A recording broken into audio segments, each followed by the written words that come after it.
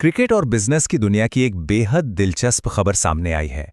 आज के इस एक्सप्लेनर में हम एक ऐसी ऐतिहासिक मेगा डील का विश्लेषण करने जा रहे हैं जिसने पूरी स्पोर्ट्स बिजनेस इंडस्ट्री में तहलका मचा दिया है। यह सिर्फ क्रिकेट की बात नहीं है, बल्कि ग्लोबल इन्वेस्टमेंट और कॉरपोरेट स्ट्रैटेजी का एक परफेक्ट उदाहरण है। तो आइए राजस्थान रॉयल्स की इस $1.65 बिलियन की एक्विजिशन डील को डिकोड करते हैं।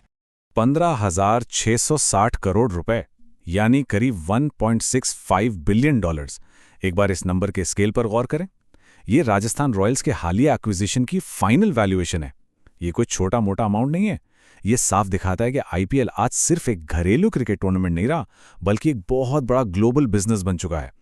इतनी बड़ी रकम का निवेश साबित करता है कि इस फ्रेंचाइजी की ब्रांड वैल्यू आसमान छू रही है। अब इस भारी भरकम कीमत को टीम की लेगेसी यानी विरासत से जोड़कर देखना भी बहुत जरूरी है।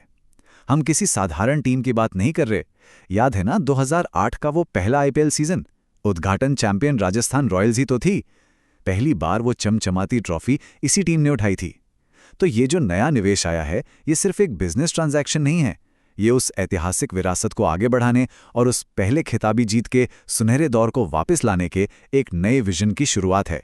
The record breaking mega deal, the search for new ownership. चलिए देखते हैं कि इस पूरी डील का बैकग्राउंड क्या था और फाइनली बाजी किसने मारी।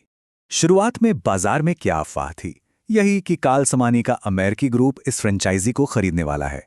चर्चा काफी थी, लेकिन उस डील पर कभी फाइनल मोहर नहीं लग पाई। इसके बजाय जो ऑफिशियल और फाइनल डील सामने आई, वो भारत के ही दिग्गज उद्योगपतियों मित्तल फैमिली और अदार पूनावाला की पार्टनरशिप के रूप में आई। मतलब बात एक विदेशी निवेश से शुरू हुई थी, लेकिन खत्म एक स्वदेशी नेतृत्व वाले शानदार ग्लोबल एक्विजिशन पर हुई। Meet the new owners, the titans at the helm. अब उन अरबपतियों से मिलते हैं जिन्होंने इस टीम की कमान अपने हाथों में ली है। ये लिस्ट सच में व्यापारिक दुनिया के दिग्गजों का एक पावर हाउस है। लक्ष्मी निवास मित्तल, आदित्य मित्तल, वनीशा मित्तल भाटिया, अदार पूनावाला और मनोज पटाले। इन सभी नामों को एक साथ देखकर ही अंदाजा लग जाता है कि इस डील ने बिजनेस और स्पोर्ट्स जगत की कुछ सबसे शार्प और रणनीतिक प्रतिभाओं को एक ही टेबल पर ला दिया है। इस निवेश के पीछे का विजन समझना भी काफी अहम है। लक्ष्मी निवास मित्तल का बयान उनके गहरे इमोशनल कनेक्शन को दिखाता है। उन्होंने कहा कि उनका राजस्थान से गहरा जुड़ाव है और क्रिकेट उनके दिल के बेहद करीब है, इसलिए राजस्थान रॉयल्स से बेहतर कोई टीम हो ही नहीं सकती थी। ये बयान बताता है कि ये सिर्फ मुनाफे का सौदा नहीं है, बल्कि अपनी जड़ों से जुड़ने और क्रिकेट के प्रति एक जुनून का भी प्रतीक है। इसी विजन को आगे बढ़ाते हुए अदार पूनावाला ने भी कहा कि ये एक मजबूत विरासत वाली फ्रेंचाइजी है जिसे वो आगे ले जाने में अपना योगदान देना चाहते हैं। इन बयानों से एक बात तो बिल्कुल स्पष्ट है कि नई मैनेजमेंट टीम का फोकस पुराने गौरव का सम्मान करते हुए टीम को बिल्कुल नई ऊंचाइयों पर ले जाना है। और अगर इसके कमर्शियल एंगल को देखें तो आदित्य मित्तल ने बिल्कुल सटीक बात कही कि आईपीएल दुनिया की सबसे बड़ी स्पोर्ट्स लीग्स में से एक है। ये नजरिया इस निवेश के ग्लोबल बिजनेस इंपॉर्टेंस को हाईलाइट करता है।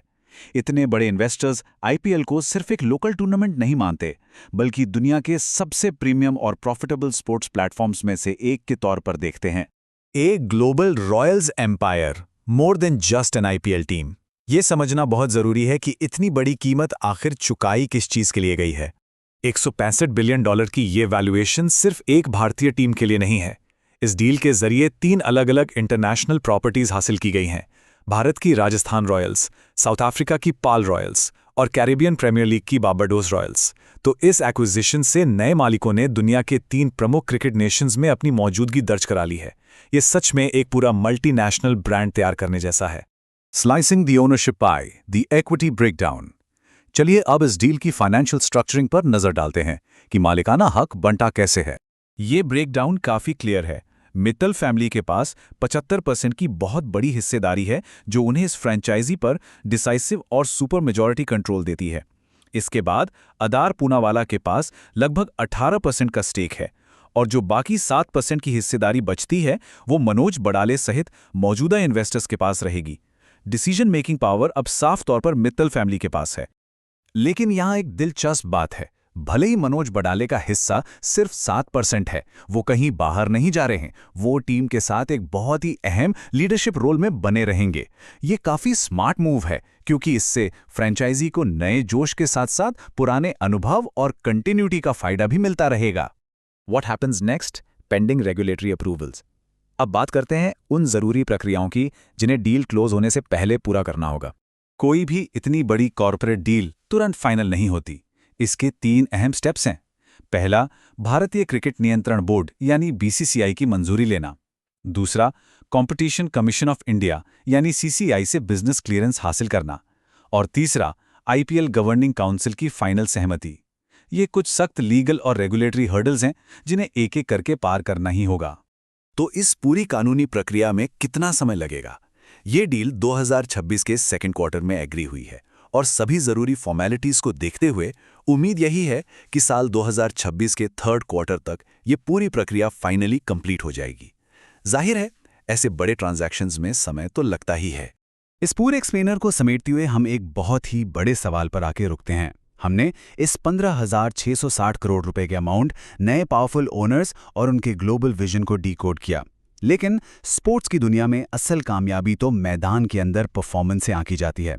क्या ये ऐतिहासिक कॉर्पोरेट शिफ्ट और इतना बड़ा इन्वेस्टमेंट राजस्थान रॉयल्स को उनकी बहुप्रतीक्षित दूसरी चैंपियनशिप ट्रॉफी दिला पाएगा? आगे क्या होता है, इस पर हम सबकी नजरें टिकी रहेंगी।